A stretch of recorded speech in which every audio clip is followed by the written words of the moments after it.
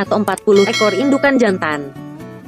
Hal ini karena indukan betina biasanya memiliki ukuran yang lebih besar dari indukan jantan. Indukan betina dan jantan dipelihara di kolam yang berbeda. Manfaatnya agar saat dipijahkan indukan tidak perlu mengalami pemberokan lagi. Secara umum pemeliharaan kolam indukan sama saja dengan pemeliharaan kolam pembesaran. Pakan yang diberikan berupa pelet berukuran 8 mm. Jumlah pakan yang diberikan sekitar 3 hingga 5% dari bobot tubuhnya dalam satu hari. Frekuensi pemberian pakan ialah 2-4 kali sehari. Pemijahan ikan koi. 1. Tempat pemijahan. Sebaiknya kolam pemijahan terbuat dari semen dan permukaannya diplester. Hal ini untuk menjaga agar sisik ikan tidak rusak bila terjadi gesekan saat proses pemijahan. Ukuran kolam variatif. Biasanya sekitar 3 x 6 meter dengan kedalaman 60 cm dan ketinggian air 40 cm. Kolam harus memiliki saluran air masuk dan keluar. Pada kedua saluran tersebut harus dipasang saringan halus. Tujuannya agar tidak ada hama pengganggu yang masuk ke dalam kolam dan telur atau larva hasil pemijahan tidak hanyut keluar kolam. Sebelum diisi air, kolam harus dijemur dan dikeringkan terlebih dahulu. Gunanya untuk memutus siklus bibit penyakit yang mungkin ada dalam kolam. Air yang dipergunakan untuk mengisi kolam hendaknya diendapkan terlebih dahulu selama 24 jam. Ikan koi senang menempelkan telurnya pada media yang ada di dalam kolam. Oleh karena itu, sediakan kakaban yang terbuat dari ijuk atau bisa memanfaatkan tumbuhan air. Untuk memperkaya kadar oksigen, pasang aerator pada kolam pemijahan.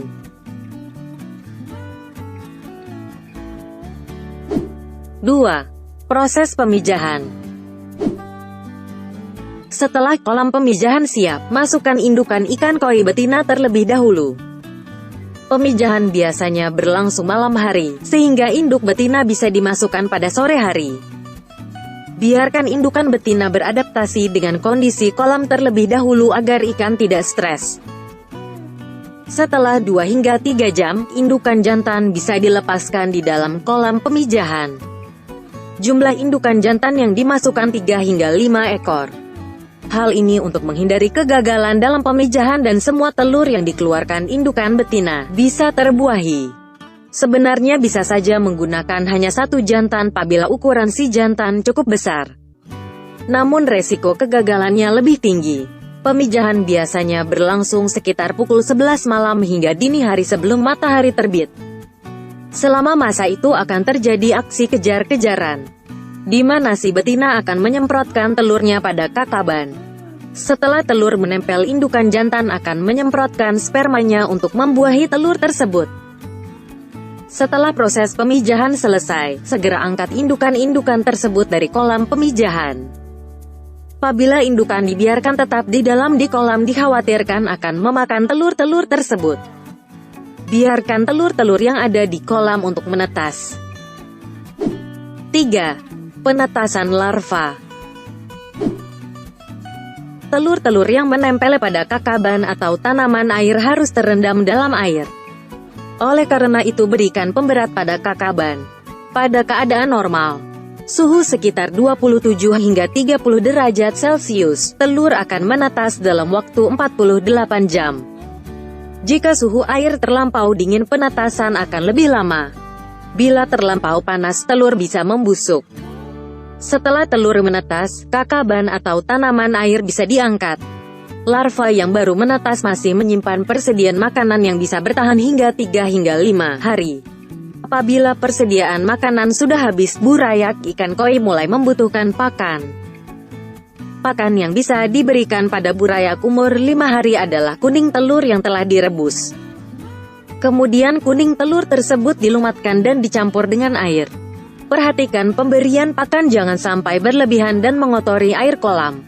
Bila ada sisa pakan segera dibersihkan. Beberapa penangkar tidak menganjurkan pemberian pakan kuning telur karena mudah membuat kolam kotor dan menyebabkan kematian massal. Sebenarnya yang paling diinginkan burayak adalah pakan hidup. Oleh karena itu bisa diberikan kutu air yang telah disaring.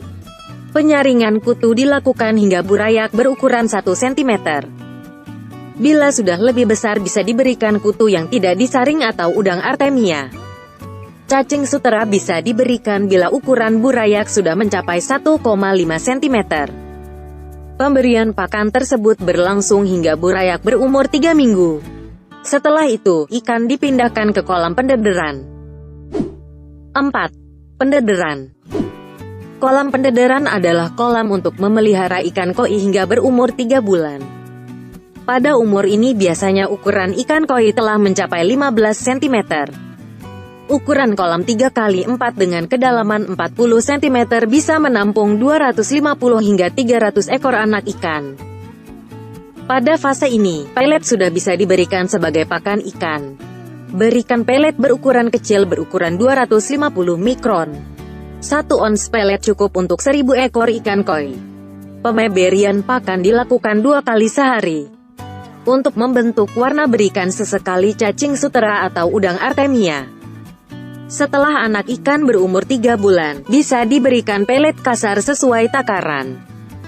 Berikan pelet hingga ikan kenyang. Bila dalam tempo 5 menit pakan tidak dimakan dan tersisa